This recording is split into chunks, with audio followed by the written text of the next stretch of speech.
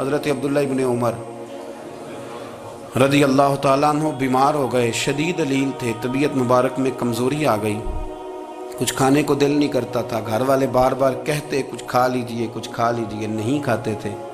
بالآخر حضرت نافع آپ کے غلام تھے، ان سے کہنے لگے کہیں سے مچھلی مل جائے نا تھوڑی سی تو میں کھاؤں گا، تو کہتے ہیں میں سارے مدینے میں ڈھونڈتا رہا، مچھلی نہ ملی، اگلے دن بھی ڈھونڈی تو نہ ملی، تیسرے دن بھی ڈھونڈی تو نہ ملی، تو فرمانے لگے یار بس چھوٹی سی خواہش ہے، کوئی فرض نہیں ملتی تو رہنے دے۔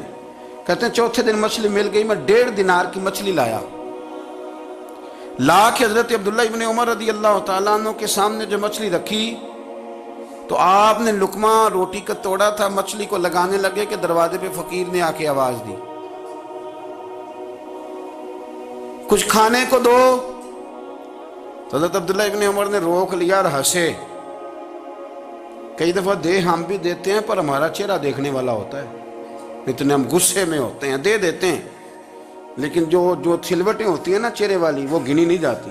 ہنسے، فرمایا دیکھو میرا اللہ کتنا کریم ہے، وہ مجھے بچانا چاہتا، اٹھا بار دیا جا کے۔ تو خادم اب حکم کا پابند تھا، وہ لیت اللہ اللہ تو کر نہیں سکتا تھا، وہ گیا اور جا کے دے آیا۔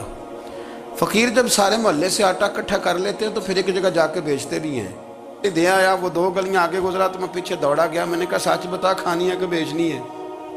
وہ کہنے لگا جو بھی سبب لگ جائے کر جاؤں گا، آپ نے دے جو دی ہے۔ تو کہتے ہیں میں نے اسے کہا کہ یہ 1.5 دینار کی میں نے خریدی تھی، اگر تو 2 دینار کی مجھے بیچ دے تو آج کل مچھلی مدینے میں مل نہیں رہی، تو میں اپنے آقا کو دے دوں گا، وہ یہی کھائیں گے، بیمار ہیں۔ تو کہنے لگا جی بسم اللہ، مجھے کیا اعتراض ہے، 2 دینار مل رہے ہیں، 1.5 کی مچھلی، اور 1.5 کی بھی کسی نے نہیں خریدنی تھی، اب تو پک گئی۔ فرماتے میں نے 2 دینار اس کو تھمائے، وہ مچھلی اس سے خریدی اور خرید کر کے میں لا کے حضرت عبداللہ ابن عمر کے سامنے دوبارہ رکھی، تو فرمایا یہ کیسے آ گئی؟ میں نے کہا حضور 1.5 کی خریدی تھی اور پھر فقیر کو دے دی، اب اسی سے میں 2 دینار کی خرید کے لایا ہوں، آپ قبول فرمائیں۔ تو فرمانے لگے تم نے اچھا نہیں کیا، اب اس طرح کرو 2 دینار بھی اسے دے اور مچھلی بھی واپس دے آؤ۔ عرض کی حضور کیوں؟ فرمایا تم نے قرآن نہیں پڑھا؟ حضور پڑھا ہے، فرمایا رب فرماتا ہے لن تنالوا البر حتی تنفقوا مما تحبون، تم بھلائی کو اس وقت پہنچو گے جب اپنی پیاری چیز راہ خدا میں خرچ کرو گے۔ امام غزالی نے لکھا ہے، فرمانے لگے دیا، تو وہ حضرت نافع کہتے ہیں میں دینے گیا، دے کے واپس آیا تو کچھ پریشان تھا کیونکہ مجھے بھی 4 دن ہو گئے تھے نا تلاش کرتے، تھوڑی طبیعت میں مایوسی تھی کہ اتنی محنت سے میں نے لایا اور آپ نے واپس کر دی۔ تو حضرت عبداللہ ابن عمر نے مجھے قریب بٹھایا، پھر مجھے تھپکی دی، فرمانے لگے پتر میں نے ویسے بھی کبھی جھوٹ نہیں بولا اور آج کل تو میں ویسے ہی بیمار ہوں، ٹائم ہی نہیں، وقت ہی نہیں، موقع ہی نہیں جھوٹ بولنے کا، میں تجھے سچ بتاؤں مجھے مچھلی کھا کے اتنا سکون نہیں ہونا تھا جتنی اللہ کے راستے میں خیرات کھا کے مجھے سکون ہوا۔ تو تجھے تو میری راحت سے غرض ہے نا کہ مجھے راحت کیسے ہوتی ہے، تو مجھے سکون ملا ہے، راہ خدا میں دے، میں نفسانی خواہش پوری کر لیتا تو یہ میرا نفس کل پھر مجھ سے مچھلی مانگتا، پرسوں کہتا نہیں چھوٹے گوشت کی یخنی بھی چاہیے۔ ہم لوگ الجھ گئے ہیں، بہت بڑے قیدی ہیں اپنے آپ کے، بڑے قیدی ہیں، سارا دن اپنی خواہشات کی تکمیل میں بھاگے رہتے ہیں، بڑے بڑے سونے نوجوان۔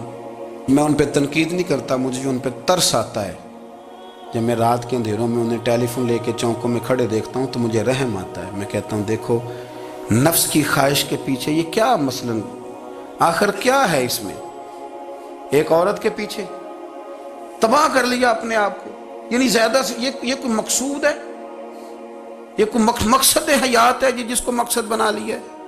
میرے عزیز بات کو سمجھ لیں، اتنا خوبصورت آدمی ہے اور اتنا اس کا اونچا قد کاٹ ہے، اور کیا کس کے پیچھے یہ بھاگا ہوا ہے؟ بڑا سمجھدار، دانشور، عقل مند آدمی، ذی روح بندہ، لیکن اس کا سٹیٹس آپ یہ ملاحظہ کریں کہ وہ 20-40 ہزار کی خاطر جھوٹ بولتا ہے، دھوکہ دیتا ہے، فریب اور فراڈ کرتا ہے۔ ہم اپنی نفسانی خواہشات کے پیچھے اس طرح بھاگتے ہیں کہ ہم اصل سے رہ جاتے ہیں۔ میری باتوں کی سمجھ آ رہی ہے آپ حضرات؟ تھوڑا تھوڑا کر کے، ایک ایک کر کے ان کی باتیں کم مانیں۔ وہ ضروری تو نہیں نا کہ سویرے ناشتہ بازار سے اپنی مرضی کا تگڑا کیا ہے، بازار سے لا کے پوڑیاں چنے بہترین کھائے، اور پوڑیاں چنے ابھی کھائے نہیں، شاپر میں ڈالے ہوئے ہیں، اور وہ لے کے ابھی آ رہا ہے تو ساتھ ہی رستے سے गोश्त भी छोटा अच्छा लगा तो 2 किलो वो भी ले आए कि पूड़ियाँ चने खाऊंगा और दोपहर के लिए गोश्त पकाऊंगा। वो पहले ये तो खा ले साहब, इससे तो निजात पा ले। ये पता नहीं हजम होता है कि कुछ और करता है तेरे साथ, लेकिन वो गोश्त भी साथ ले आया। यानी टेबल पर, नाश्ते के टेबल पर बैठ के फैसला हो रहा होता है कि हमने क्या खाना है, हमने किधर जाना है। संगियो याद रखो, बातों को समझो और गौर करो। ये थोड़ा थोड़ा करके जब हम छुटकारा हासिल करने की कोशिश करेंगे ना, छुटकारा हासिल करने की, कई जगह से, किसी जगह से अगर आपको तंबी होती है ना, तंबी, उसमें भी बड़ा मज़ा आता है। उसमें बड़ा, हमारे एक बुजुर्ग थे, तो एक दिन ना मैं गया तो कहने लगे अल्हम्दुलिल्लाह आज मैं बड़े सुकून में हूँ। मैंने कहा जी वो क्या हुआ? कहने लगे मैं अपने आप को बड़ा पीर साहब समझने लग गया था। तो एक वापडा के किसी आदमी से काम था, तो मेरे एक दोस्त ने मुझे कहा कि पीर साहब उसको टेलीफोन कर दें, सुना है आपका अकीदतमंद है। मैंने उस बंदे को टेलीफोन किया तो कहता पीर साहब मैं इज़्ज़त आपकी बड़ी करता हूँ पर यह काम नहीं हो सकता। कहते जब उसने मुझे कहा ना तो कुछ भी नहीं, तो मुझे बड़ा मज़ा आया है, वरना मेरा तो नफ्स फूल गया था। मैं तो समझता था कि जो मैं कहता हूँ वैसे ही हो जाता है। कहते उसने थोड़ा सा ना मुझे लेवल में किया है, मुझे मज़ा आया। ये लोग ना अपने ऊपर बोझ डालते थे, ये थोड़ा थोड़ा पीछे हटते थे, ये समझते थे कि इस तरह तो हमारी तकमील रह जाएगी। सुबह से शाम तक अगर इसी नफ्स की बातें मानते जाएंगे तो खराबी करेगा। दौलत का नशा है भाई, दौलत इकट्ठी करने वाला किसी जगह सैर नहीं होता। हुस्न का नशा है, हुस्न का नशा है। हज़रत अबू बकर शिबली रहमतुल्लाह अलैह फरमाया करते थे जो तेरी बेटी को खूबसूरत समझ के उसके साथ निकाह करने थे उसे बेटी ना देना। हजरत जी क्यों? फरमाया हुस्न तो थोड़े दिन के बाद खत्म हो जाएगा, फिर वो इसकी कदर नहीं करेगा, वो तो कहीं और मुंह मारता फिरेगा। हज़रत अबू बकर शिबली रहमतुल्लाह ताला अलैह की बेटी खूबसूरत थी। एक नौजवान कहने लगा मेरा निकाह कर दें। आप फरमाने लगे पुत्र तो 1 महीने के बाद आना, कर दूंगा। बड़ी मोटी ताज़ी खूबसूरत साहिबजादी। तो हजरत ने उसे दवाई खिलाई, उसे पखाने लग गए। जो पखाना करती एक मटके में संभाल देते। थोड़ा वक्त गुजरा तो वो हड्डियों का पिंजर बन गई। महीने भर में दस्त इतने आए कि कमज़ोर हो गई। तो अबू बकर शिबली 1 महीने के बाद नौजवान को बुलाया, फरमाया इधर आ तेरा निकाह करूँ। बच्ची दिखाई तो वो कमज़ोर बिस्तर पे पड़ी। फरमाया शादी कर। कहने लगा इससे नहीं मैंने करनी। फरमाया ये वही है? कहने लगा जी नहीं। फरमाया तू तो कहता था मुझे इश्क है, किधर गया तेरा इश्क?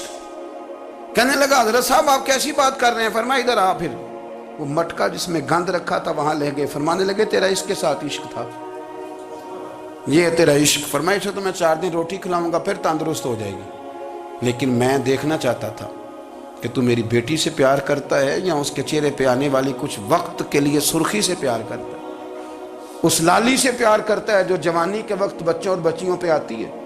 किस चीज के दिल दादा? यानी क्या मतलब? नफ्स की गुलामी, सरासर गुलामी। और पलट पलट के खा, और बड़े बड़े सियाने बंदे छोटी सी ख्वाहिश के लिए। बड़ा समझदार आदमी, बड़ा सियाना बंदा। मैं एक बड़े बुजुर्ग आलिम थे, मैं एक दफा मिलने गया तो पाए पका रहे थे, खुद पाए पका रहे थे। तो वो बड़े प्यार की बात होती है ना जी। तो तामत बांधी हुई और बड़ी जनाब खस्ता हाली, और वो पाए पका रहे हैं। तो मैंने उनसे कहा, मैंने कहा हजरत जी पाए तो किसी और ने भी पका लेने थे, आप बुखारी लेके बैठते, चलो मेरी तरह का कोई बंदा आपसे इस्तेफादा भी कर लेता।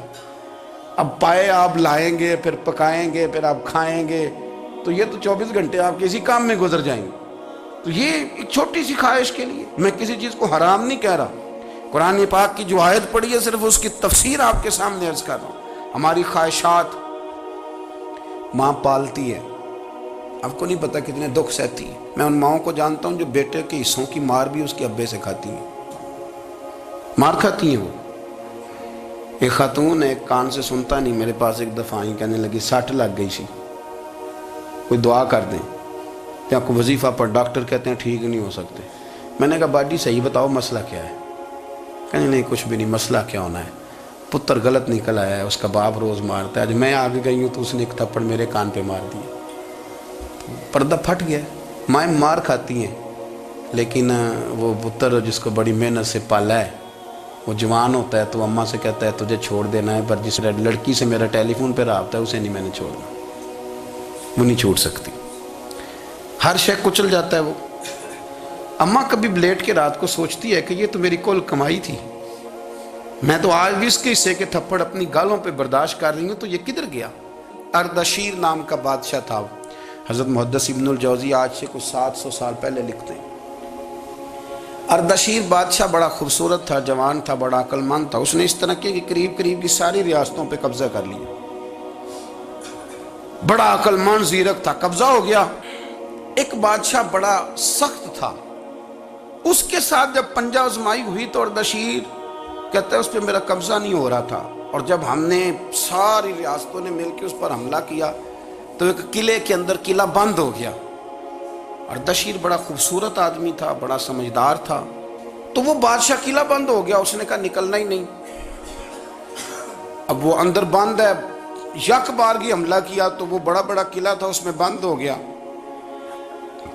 اس بادشاہ کی نا جس پر حملہ کیا، اس کی بیٹی اچانک ایک دن قلعے کی دیوار پہ چڑھی تو اردشیر کے حسن و جمال کو دیکھا تو عاشق ہو گئی، اور اپنے ہی باپ کے خلاف اسے کہنے لگی کہ اگر تو میرے ساتھ شادی کا وعدہ کرے نا تو میں تجھے رستہ بتاتی ہوں حملہ کرنے کا۔ اس نے کہا میرا وعدہ رہا، تو رستہ بتا۔ اس نے رستہ بتایا اس لڑکی نے، اور بادشاہ نے حملہ کیا تو اس کا باپ قتل کیا، اس علاقے پہ قبضہ کیا شادی کے وعدے پر۔ ہاں نفسانی خواہش بندے کو اندھا کر دیتی، نہیں سمجھ آتی اس کو میں کدھر جانا ہے، اندھا کر دیتی۔ حملہ کیا، اور جب اس لڑکی کو لے کے آیا نا اپنے محل میں، تو پہلے دن شادی کی پہلی رات تھی، تو بستر بچھایا کنیز نے، تو وہ کبھی کروٹ ادھر بدلتی کبھی ادھر بدلتی، تو بادشاہ کہنے لگا کیا ہے؟ کہنے لگی بستر میں کچھ ہے، مجھے تکلیف دے رہی۔ اس نے چراغ جلائے، اور جب بستر اٹھایا تو ایک اتنا سا دھاگا نکلا۔ دھاگے سے عموماً تکلیف نہیں ہوتی، تو اس نے کہا تو اتنی نرم و نازک ہے کہ دھاگا؟ کہنے لگی میرا باپ نا میرے ساتھ اتنا پیار کرتا تھا کہ روز میرا بستر بھی خود بچھاتا تھا، اور اس نے آلہ رکھا ہوا تھا، وہ ناپتا تھا کہ کوئی پایا اونچا نیچا تو نہیں، میری بیٹی کا بیلنس سوتے وقت خراب نہ ہو جائے، اور میرے لیے گوشت اور کپڑے بھی خود پسند کر کے لاتا تھا، کھانے پینے کا خود خیال کرتا تھا۔ اردشیر کہنے لگا اچھا وہ اتنا پیار کرتا تھا، اور پھر تو نے اس کے ساتھ کیا کیا؟ کہنے لگا بلاؤ کنیزوں کو بلایا، فرمایا اس کو اٹھاؤ اور جلاد کے پاس لے جاؤ، اسے کہو کہ اس کے بال ایک گھوڑے کے ساتھ باندھے، پیر دوسرے گھوڑے کے ساتھ باندھے، اور ایک گھوڑا ادھر بھگا دے، کدھر بھگا دے؟ یہ جس کے باپ نے اتنا پیار کیا، یہ نفس کی اتنی غلام ہے کہ اس کی وفادار نہیں رہی تو میری وفادار کیسے بنے گی؟ اس نے اتنے نازوں سے پالا کہ دھاگا اسے برداشت نہیں۔ او یارو یاد رکھو، اگر نفس کی غلامی کرو اور بڑے بڑے وفاداروں کو چھوڑ کے غلامی کرو تو پھر کہو وفادار مل جائیں، کوئی بول ابا لڑا نہ بول بیٹھی ہوں دے خسم ناراض بڑ بولیاں دے، کہاں سر کھائے تے بلبل ٹھنڈ پائے، بڑے فرق نہیں سجنا بولیاں دے، جڑیاں خسماں دی وچ رضا وسن، پاگ جاگ جاندے انہاں گولیاں دے، آپ ادلیاں نو سردار پین تکے تے شرما والیاں نو چوٹے ڈولیاں دے۔ اپنے نفس کے پیچھے چلو گے تو یہ تباہی ہے۔ جب ہم نے کسی سے وفا نہیں کی تو یہ کیا امید ہوئی کہ دنیا ہم سے وفا کرے گی؟ اللہ رسول کی مرضی کے مطابق اصول پسند زندگی بنائیں، ایک ایک کر کے اپنی خواہشات سے پیچھے ہٹیں، تھوڑے پہ گزارا کرنا سیکھیں، اپنے نفس کو سمجھائیں۔ ضروری نہیں کہ روٹی ہر وقت مزے کے لیے کھائی جائے، کبھی کمر سیدھی کرنے کے لیے خشک روٹی بھی کھا کے دیکھو، کبھی سادہ کھانا اس پہ بھی اکتفا کرو، کبھی تھوڑا کھر کے اچھے طریقے سے سادے کمرے میں بھی اللہ کو یاد کر کے دیکھو۔